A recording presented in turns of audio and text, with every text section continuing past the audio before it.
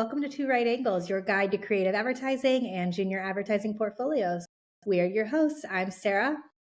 And I'm Francesca. We're the two women behind Book 180, the first global 6-month, all online, 100% female-owned portfolio program. Every show, we're going to feature two creative industry leaders discussing their current favorite workout in the world. And then we'll review a junior creative portfolio together. So join us as we highlight good work, great agencies, and ways to improve your portfolio so you can land your dream job in advertising. So today, our two guests are Leo Burnett, ACD creative team, Nat Loehr, and Miki Turner. They primarily work across Dunkin', and they've also worked on Kellogg's at Leo. We're very happy to have them. And we'll be reviewing the work of Mila Ugyrn, a fabulous junior art director and recent Book 180 grad. Her book is so smart and so beautiful, and Mila actually just recently won the Cannes Brief. So let's jump right into it. Great. Thank you guys so much for being here. We're so happy to have you. We're really, really excited to talk to you today about advertising and Mila's book and everything. But we like to kind of start off by asking if there's any workout in the world that you guys are loving right now. It could be something you've done, something your teammates have done at Leo, or just anything. Yeah. I know I've got a few that I've been jealous of recently. I guess the first one is recently IKEA did that Proudly Second Best campaign, if you saw it. Yep. And it totally reminded me of like when I was in school, like that Avis campaign where they were like, we're the second, so we have to try harder.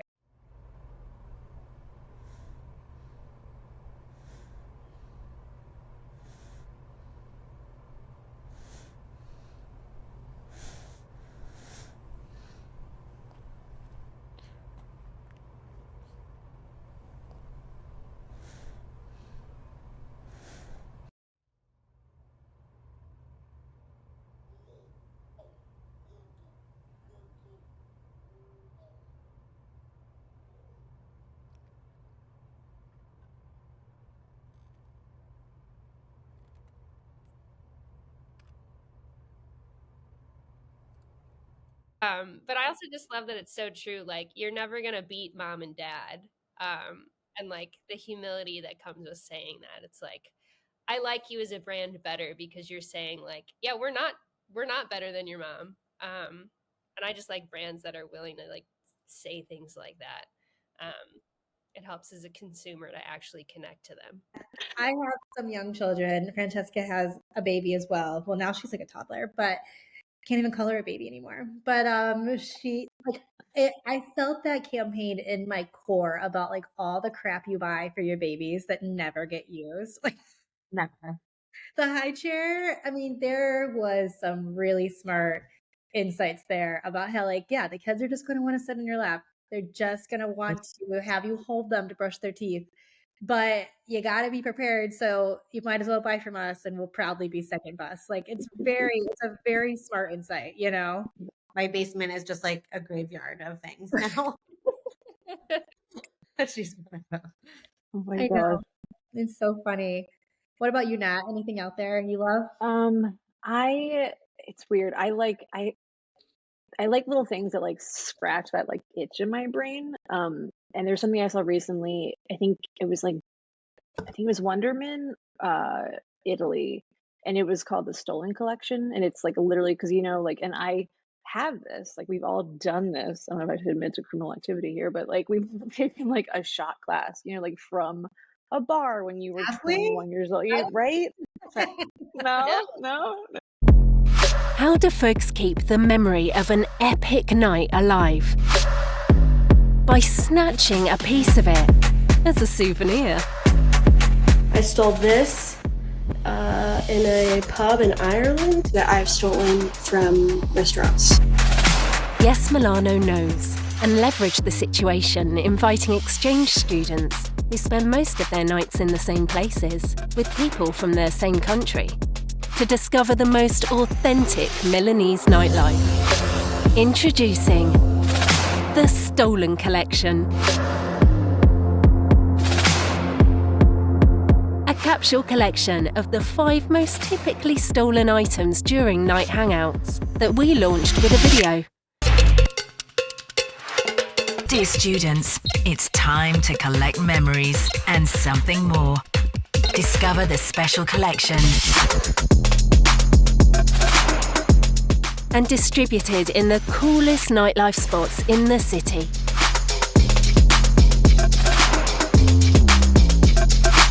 Stolen in Milano. It's true. Raga, guardate questo gelato. Thanks, Milano. Obrigado, Milão. Eu peguei cinzeiro e ganhei uma namorada e 2 amigos. The collection went completely stolen out in just one weekend.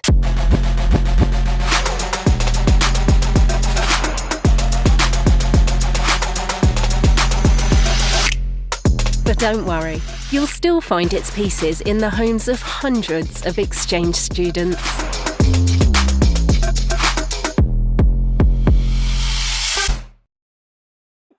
But yeah, the collection, it acknowledges that. And what they did was they made like really cheap, but like decent little like plates and shot glasses and cigarette, because it's Europe, ashtrays, and it just said like the stolen collection. And it was just like available for all these restaurants around Italy, I think Milan specifically, that like is encouraging kids to steal it. And I thought that was really smart. I just love like little solutions like that for like a pretty big problem that like we all know and have heard of. I thought that was really interesting. So yeah. I think that's my favorite thing recently. It might have been late last year, but yeah. So. And again, with I would be interested to see the work you guys make as a team, because you both highlighted really interesting, like deep cultural insights that you got to kind of be insider to like really enjoy, like I love that. When those briefs come across your plate, like the ones that are like these little like cool little insights and like, oh my God, you just like, it's like food, it just like feeds you. They're rare. Yeah, I had 2 other campaigns that were like insight born, and it's kind of like the thief one, like Nat was talking about the Chipotle napkin holder they made for cars that's like encouraging people to keep stealing their napkins for their cars. I'm like, love that. Like most brands would be like, please stop stealing your napkins. Lean in. It's like, hell yeah. And then the other one that was like, I don't know. A good strategy is such a gift, but that Heinz ketchup fraud one, I was reading about it, and they were like, this whole thing was born because there was a Snapchat of a restaurant worker filling a ketchup bottle with Heinz, and I was like, oh my God, like this whole giant campaign from this tiny little insight. Like, this isn't Heinz. I don't know what this is. Disgusting.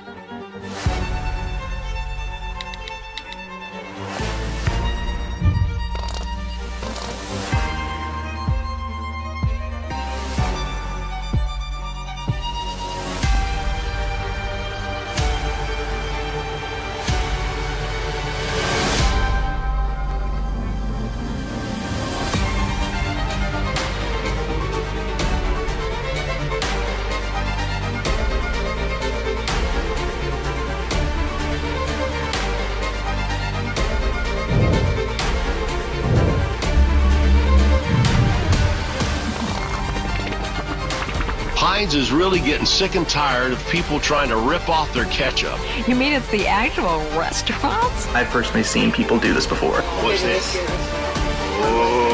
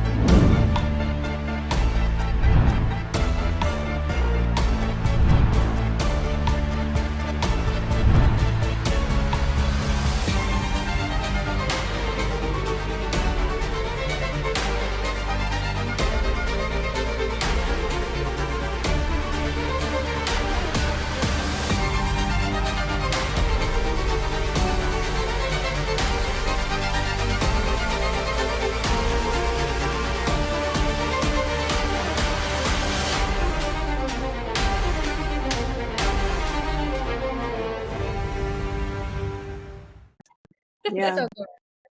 So I'll never ever stop thinking about the the campaign for Heinz when they were like they just asked people to draw a ketchup bottle and everybody Heinz bottle. Like that's such a smart insight because it's like you're right. That is the classic ketchup in the world. Yeah. Oh yeah. And only they can do it, you know. Only they can. Yeah. Absolutely. So yeah, it is really awesome. Like working on Dunkin', like having an iconic brand that everybody knows, loves. Like it is also a gift. You know what I mean? Like to work on for sure on brands. We worked on Kellogg's before this, so it's like everyone knows it, loves it. You know, there's a culture there that you can easily tap into. It's awesome. It's very, very fun. Love that. So yeah. Love that. Love that. Okay, well, let's jump into the second part of the podcast then. I will share my screen and we get to look today at the lovely work of Mila Ugyrn. She is an art director who recently graduated from Book 180. She graduated just a few months ago and she's out there looking for her first time role. And I can't wait to hear what you guys think about her work, but just as a student and a person and a creative, like Francesca and I were just absolutely obsessed with Mila. She's so nice. Blown away by her. She's an incredible person. Yep. And just the willingness she always had to like continually get feedback. Like she would get on a call with me or an instructor and be like, no, tell me what you dislike about this so I can change it. Stop wasting my time. Like she was like she's very good at that. And she takes you with the thought and she's so thoughtful and she says, let me take that back tonight and think about that and I'll deliver a solution tomorrow. Like I just always loved working with her. That is so important. Like Miki will tell you that like rolling with the punches is just like, I don't know, I wish somebody had prepared me with maybe a little bit more in ad school, like of just how much everything will be like cut to make it better. You know what I mean? Like taken apart to then build it back up. And it's just like, that is just so invaluable. I think something Miki and I won't brag, but I think something we do, I think fairly well is like, you got to just take it and roll and go back at it. Don't, take it personally and kind of just make it better. It's like using everybody around you. Everyone has such a wealth of knowledge, like taking that as a gift and using that with everybody. So absolutely. Yeah, that's great to hear. So first impressions, what do you guys think when you get to her homepage here? I'll go first if you want, Miki. I'll just I think let's go. Being an art director, we all have opinions. But I feel like her book is inspired. Like I think I see like her train of thinking and I see like her A to B, and I think that's really special. Yeah, I think like she seems like a creator, which is obviously super important. Like everything had like, or most things had like, 3 different ways of like different media, going at the different media. I thought that was really important. And I'm sure you guys clearly encourage like 360, outlooks on campaigns. But I thought she was very insightful. And yeah, I think like she wants to make things, which I think is really important. It's not just a print ad or just a, digital or a social, like it's a thing first and foremost. And then she makes, the different parts. So I thought that was really cool. But yeah, she inspires me. It's good to look at, I feel like, at younger people's books and kind of see what their thinking is to kind of inspire you. Because definitely there are days you need a little inspo. But when you see, talent coming up and you're like, oh yeah, that's a totally different way of looking at this. Like it's inspiring. So that's my thought overall. She absolutely is a maker, which is cool too. Like the Ukraine installation that we'll go into later, she physically did that out in the world. Like I love creatives, or like they make things in hand-drawn type, or they build a prototype, or they go out and do stuff. It's fun to see. She's also an incredible photographer, because through that as well. She just is just creative in so many different aspects. She did some fun headshots for the other grads in her semester, who I think they loved her for that. Like that's so yeah, it was so cool. Fun. That's awesome. Miki, what did you think when you landed on her homepage? So homepage specifically, actually, I'm so curious about this, like other people's opinions. A lot of books, like for brands or the campaigns, like the little inset photo give you an idea of like what you're going to get into. And these ones are so like secretive almost about what's going to be inside. And everything is so freaking subjective, where one person might be like, I love that, and one person might be like, that's not how you do it. And I guess I just noticed, oh, that's different. Yep. It's interesting. I had that same train of thought too when we were going over her book with her, and then I just settled on, well, if you like it, it's different. Yeah, like yeah. Totally. You gotta click. You gotta get those clicks in. It's any way you can. Yeah. The whole book is clickbait here. Like, honestly, yeah, it's a strategy. So when you guys go through work, like when you're hiring for like a junior for your teams, do you look at the about me page first, or do you look at the work first? I think mine's kind of scattered. Like I'll probably click on the first 2 campaigns, and then I'll be like, who is this person? Get past that. I probably look at the work because I feel like, again, I might look at the blurb, but I feel like I see the person through the work. You know what I mean? That's how I get to know you first and foremost. So I think like and like I'm more of a in-person kind of person. So I'm like, I'd rather just meet you in person and kind of feel your vibe than like really like read the bio. Maybe that's bad. Maybe you should read the bio. I don't know. It's funny because people are, other than Miki here, you're the first to ever break out of this mold, but it's usually one or the other. Like, I like the work first. I don't want to be influenced by who this person is at all. I want to, and then other people are like, no, I need to know if you're a cool person. It'll help me evaluate your work. And it is one or the other. It's so interesting. But let's go through the work first. If you guys, do you guys, I think Francesca was just asking, do you guys like to click around, or do you just kind of go in order? It's funny, I usually click around based on the thumbnail. So this one, I couldn't do that, which I thought was interesting. And then I just assumed that the pieces up top are like the favorited. So, you know what I mean? Like the ones you're most proud of, which I was always taught to do. So I just always kind of start at the top and then I'll click around. So I went to like NASA, Sonos, Home Depot, and then I kind of went to other stuff. So let's start with NASA. So for those of you who aren't like looking at your screen right now, I'll just read this blurb for you really quick. But the blurb goes, the new generation isn't as interested in space as people were 20 years ago. Only 32% of Gen Z say they're excited about what lies beyond our atmosphere. Space technology can connect 3 billion people who remain unconnected. It's a vital tool for addressing climate change. So let's get kids interested in space at an early age again. So before I give you any background on this campaign, I'd love to just know what you think, how you encountered it, and what you thought about it. So I think I really liked it. I felt for me, and the play areas, like the gymnasiums, what are they called? Yeah, thank you.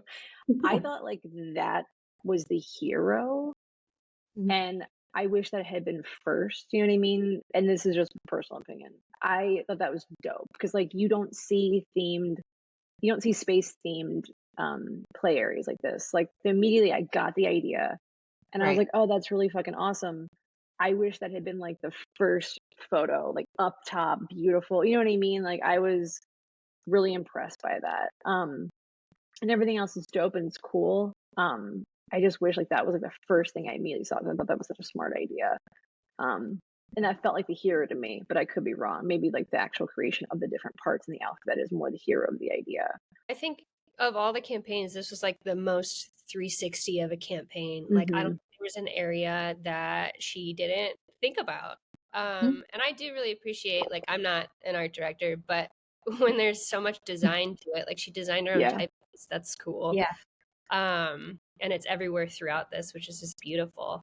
I also did appreciate so much of what we do is like pull in influencers or relevant celebrities and people, and there's a lot of that in the back of this, which is a good thing to get started on, because if your account has money, inevitably that's where it's gonna go. So it just felt really, really well thought out. The only place I had a little bit of wanting more was the music section.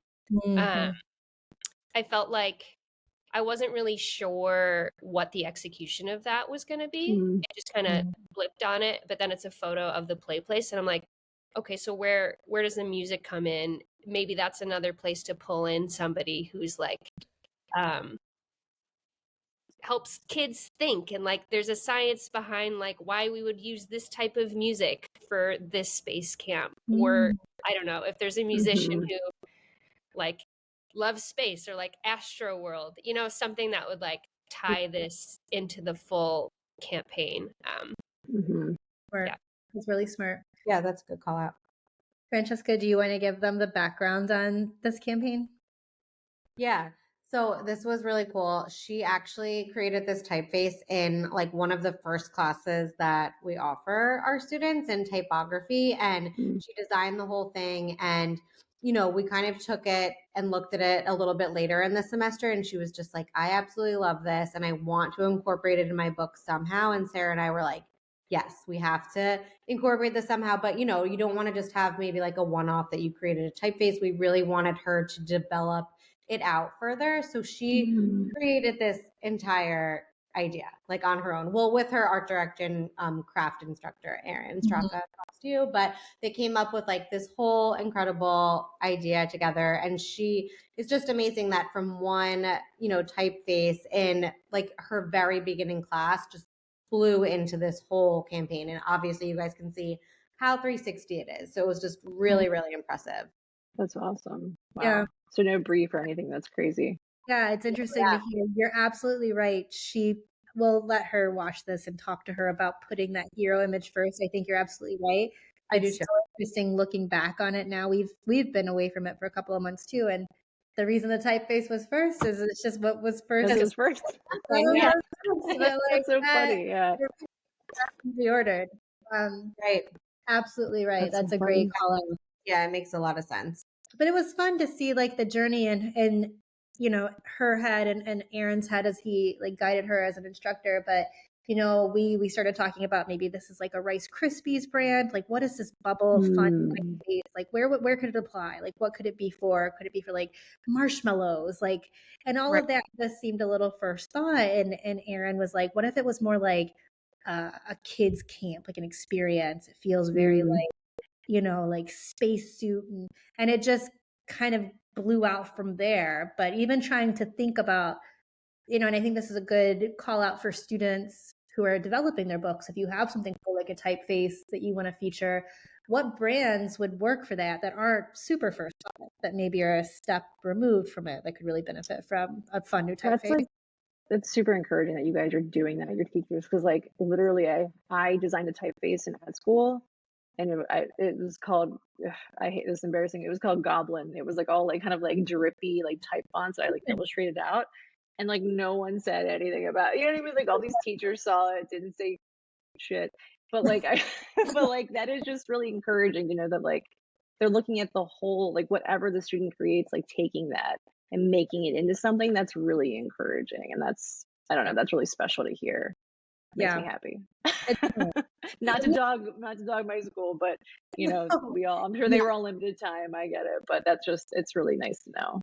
Yeah, no, it's fun. It's really, we have some great instructors at Book 180, and it is fun to see how far things can go. And we tell our students too, you know, and this is a tip for anybody out there, but you know, your teacher might assign you a brief and you think of this cool idea that would actually be a way better fit for another brand. Like it's your student book, just change it. You're not, just change the brand, back it into another brand, you know, do whatever you can to make the work 100%. You don't have to be stuck with the brief, you know? Right. 100%. Yeah. Something you said triggered me too. I think it was about like, you know, what brands can you tie to things that are unexpected? And it got me thinking that some of the coolest ideas are these mashups that you would never see coming. And I was thinking about this, like getting kids in the space thing. And it's almost cool. Like, okay, I want kids to care about space. What if that mashed up with like Burger King? And you're like, what the hell? Why does Burger King care? But then maybe it's because like they know climate change is bad and they need to keep having cows, you know? So it's like, it makes sense somehow, you know? Like, it's always so fun to like step back and be like, here's another brand that can do it. Oh, here's another brand that can do it. Like I was just talking to an instructor like a couple of years ago. We had an instructor that had like gave us insight to their students that was like, oh, frozen food sales during the pandemic are like way up, which makes sense. You go to the store one time during COVID and then you want to stock up on frozen stuff. So like, you know, we were riffing back and forth, and I like to hire people who are way smarter than me. So I was like, oh, well, you could assign them like a frozen food brand. And he's like, yeah, we could, or we could do something smarter. We could assign them fucking freezers for their garage. And I was like, that's so smart. So like the product ended up being GE appliances that are sell people on a second freezer for saving. And I was like, that's such a one step removed. Yeah. Shout out to Rick Cohen for that. So smart. Like, seriously, it's really cool to think about which brands can jump on trends in a smart way. And it's great seeing Mila's work doing that already, because that is something that we do. Like that's some insider info, but like how often do we come up with ideas that like just doesn't quite work for a brand, or they can't afford it, or what have you know what I mean? And then you kind of make things work, just change them enough. Like that's a really great idea space to be in, you know, that early. All right, well, let's jump into Sonos here. So real quick, the write-up is the sound technology Sonos builds into their speakers absolutely transforms music. Even your most played albums will sound like something totally new. To show this, we'll create reimagined versions of iconic album covers and get a little help from AI. I really appreciate this one because I felt like it was a very easy get from the first sentence. And I also like that it's like this snackable content that like once you see one, you want to see the next one and the next one. And what else did you do? What other albums covers did you change? And it's just it's fun. You know, I think a lot of advertising is not fun and people don't want to look at it, but I think people would seek this out. Francesca and I were like, this could be art people put on their wall. Like people are going to hang posters. We were like, this could be so engaging, like on social. Like, so how many people would take this quiz to like do their favorite album cover? Like, this would be so trending. I also like that it invites people to express their own takes on albums too. I mean, as we know, anytime you get like people actually doing it on their own, the conversation just exemplifies, and that's what makes it huge. Exactly. Yeah. As someone who literally can't remember song names, I remember album covers. Like that is like such a art director thing to say, but like, you know what I mean? So there's something really cool about like being involved and like making another album cover, you know what I mean? That the band has already done. Like there's something just really like Miki was saying, something that involves me personally into it. Cause like that sticks with me as a visual. So there's just something about inserting yourself into that conversation of an album cover that feels really special and unique. Absolutely. So yeah, I thought this was great. So fun. And we also just love to see people playing with AI, using AI, knowing that it's going to be something coming for agency life and have a skill you'll need to have. Totally. So love that our students are playing with it, and we host some classes on it to try and encourage people to play with it too. So it's good to see showing up in portfolios now. Yeah, we're using it, and even I'm using it. Like, it's happening. Yeah, Miki's better at AI than I am, because I'm just like, she just makes stuff without me, and I'm like, what did you do? Like she's like, I made it. I'm like, what the fuck? It looks so good. Like, yeah, art director, and you're like subconsciously resisting it, but it's coming. You gotta just lean into it. I know, it's so fun because like how different the conversations changed from even 6 months ago about this. Like 6 months ago, we were like talking to instructors being like, we're going to have some classes on AI. How would you feel if there was some AI in students' books? And they were all like, they didn't comp it. Like they're not comping. And it's like, now it's like, oh no, they need to have it. All right. Like, it's just like that change, you know? Yeah. I always laugh at like, it's just like a whole class in ad school on Flash. I'm like, I'll never use that. You know what I mean? But it's just like, that's different. This is absolutely used in the future. Like, you gotta just go with it. Yeah, that's hilarious. Absolutely. Yeah. Okay, so Home Depot, in tandem with International Day of Persons with Disabilities, on December 3rd, Home Depot will launch an adaptive tool section in their stores. So I have a question. Is this something they're actually doing? Like, is this like, or was this completely created by, like, I'm so curious. Like, I was like, wait, what? Like, I was just really intrigued by the whole, so I'm very curious. Yeah. Do you guys know? This is something completely created by the students. Wow. Okay. That's awesome. It Yeah. should. They should. I know. Once we saw this, we were like, wait, they need to do this. This is such a good idea. Yeah. Like, what? Yeah. I can't believe it doesn't exist, which is a great idea, right? Yeah. Something I really liked.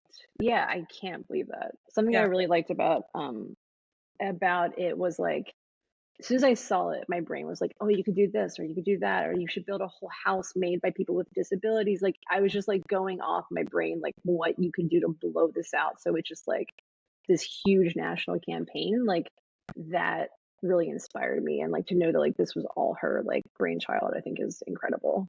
Yeah. So I like when I see that, it just, it gets me really inspired. Yep. The team, that's the whole awesome. team did like just such a fantastic job. And and it's so easy to see it now and be like, oh, that's a great headline. But the hours and hours and hours they spent on pages and pages and pages and pages of headlines and layouts. Yeah.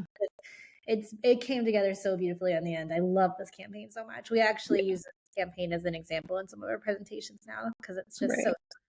But you know what? I do think it's probably smart to call out that, like, what they could call out that they created this a little bit more. Like, what if there were an adaptive tools section, you know?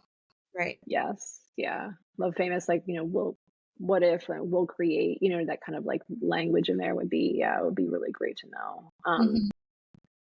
And I wonder, like, as far as like, did she take the photos? Or are they mostly stock, or do you know? It's a lot of stock.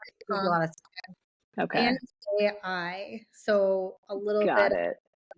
if they needed to, you know, match up the angle of like a person in a wheelchair with something being built. Right. They made these Totally. Gotcha. I mean, I would, you know, like as you get older, like you just take a little less and less like student work out of your book, you know what I mean? But like this would be something I would like update and like keep. Like I would like take the photography myself, you know what I mean? Like try and like keep this in any way she can. Like I think this is just incredible. So yeah. She needs to like, the whole team should take it to Home Depot and see if they could even seriously. Yeah. Absolutely love this. All right, well, let's go through the last piece that we'll be going over today. Sephora. So Sephora has great men's products, but men are uncomfortable around self-care. So let's normalize it and introduce the modern man. And I will just say one quick thing. Mila has had so many activations in her book. I personally loved seeing how she would tackle like a print first kind of campaign, you know? I love print. Yeah. I liked this one too. I feel like it's a funny insight and an easy get. I like how clean it is. I like that you can see a few and be like, I know what you're doing. You could pump out 1 million of these. Right. Yeah. I do feel like print is just such a good way to show how somebody thinks, show how somebody works, and prove a concept in a simple way. But I'm also a writer who just really loves print, so of course I like this one.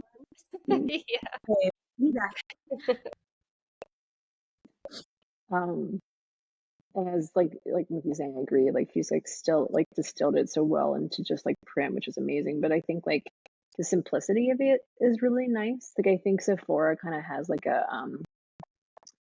kind of like sexy kind of, you know, look, but there's just something very like the simplification just for this campaign I think is really appealing to the audience, which obviously is important. So I think she's done that really cleverly. But yeah, I think like, and Miki knows I'm always trying to be like, well, what if we change our target to men? Like, you know what I mean? Like, I think like it's such a like a, you know, a thing to do, but she's done it and she's done it extremely intelligently. You know what I mean? Like, I think they're changing your audience for a good reason is important, and I think she's done that, which is great. You're right. There was a really nice insight around it. Like, men, perhaps want to do self-care. They just don't know where to start. And it's very overcomplicated at times. So actually, now you said something that I feel like could even, maybe go into her write-up a little bit as like a nice little addition. This idea of like, let's uncomplicate self-care and simplify the messaging for people who aren't familiar with this department, Like, literally, my husband didn't know that you could put SPF in a moisturizer. Like, I feel like, like skincare, even in my opinion, like even for women, it's so complicated as to like, I know what should you get? I mean, it's just like, it's crazy. So like, I think like, not to stereotype, but just looking at my personal experience, my husband just gets like really overwhelmed by it really easily. So I have to like break it down, and the fact that Sephora is breaking it down for them is very smart. Yeah. So absolutely, it's really fun, and it's not degrading in any way. It's not talking it down to them. It's just saying you can have all the things men are used to having, and self-care too. It's that simple, Yeah. Yep. Totally. I absolutely love. All right, let's pop over to her, just like take a quick peek at her photography because it's so beautiful. And then we'll pop over to her About Me page. I mean, God, just stunning photos. Okay, so her About Me page. What did you guys think of this? I am a sucker for a bulleted list about things about you, and it's enough for me that I'm like, let's talk about sandwiches. But I think what's smart about it is if you cast a wide enough net, it's gonna pique the interest of somebody you're interviewing with, and that's really all you need is one thing that you can dive into and get to know each other about. So sandwiches was mine. Love that. Love that. I love a good sandwich. It's funny because I read it thinking about Miki, because Miki also has a list in her bio, and I was like, oh, like this is cute. But yeah, I agree. I think like it's very like it's hard to talk about yourself as a creative, and I personally struggle with it. I don't know if it's also more of an art director thing, but I've changed my bio like a million times. I'm like, no, this isn't funny enough. No, this isn't clever enough. You know what I mean? So like, I think it was just like very like simple, but I got to know her very quickly. And I also like that she puts her awards in here. Like, I think it's always a dance of like where to put it. You know what I mean? I think it's smart to kind of list it when it's about you as opposed to putting by the work, because it's an award you have. It's personal. So there's something really nice about that. I thought it was simple, the way she kind of outlined everything, and nice. Absolutely. And shout out to her whole team who recently won the brief Cannes Lions. If you're a Lion member, they let you work on a brief, and she and her team won the brief. And now as a student, before even getting an agency job, gets to go to the Cannes Lion Festival next year. And how fun. So fun. Yeah. Wow.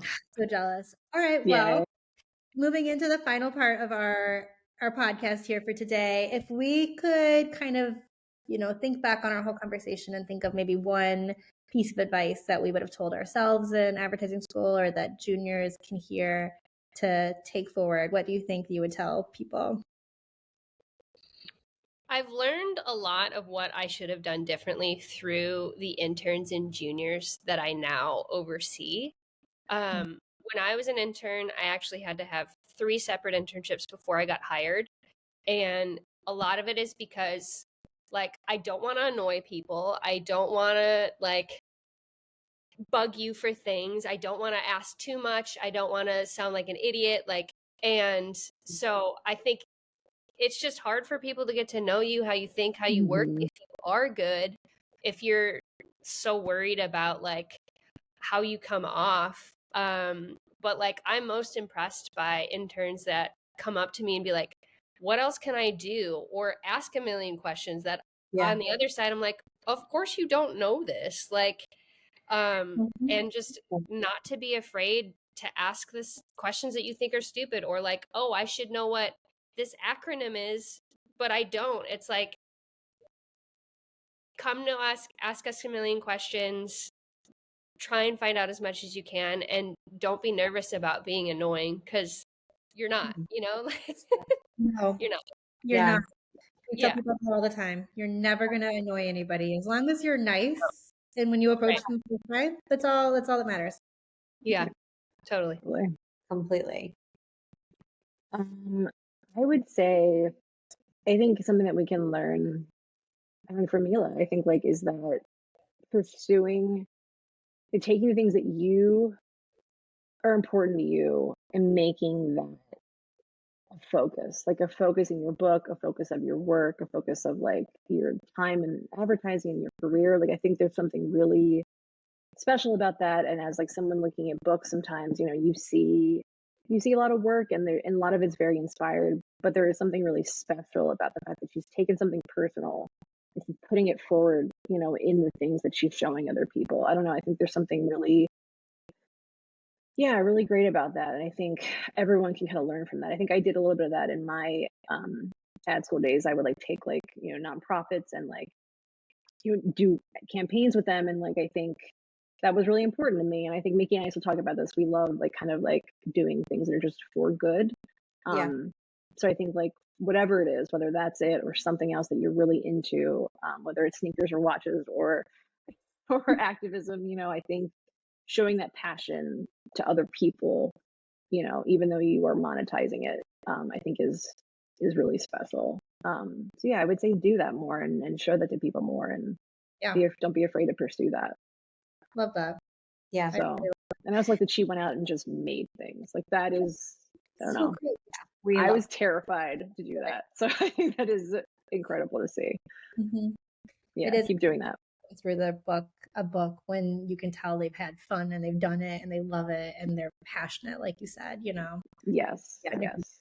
Definitely. I want to for sure. I want to work with that person. Yeah. I know. Well, this was an absolute pleasure, guys. It was such a great conversation. Yay. Yeah. You guys so much. Yeah, this has been so fun, and we can't wait to see where Mila ends up. We know it's going to be somewhere fabulous. She is in Chicago, so you guys can meet up with her. Thank you to Mila for letting Thank you so much. Yeah. Thanks for having us. Yeah, seriously. This is awesome. Thanks, guys.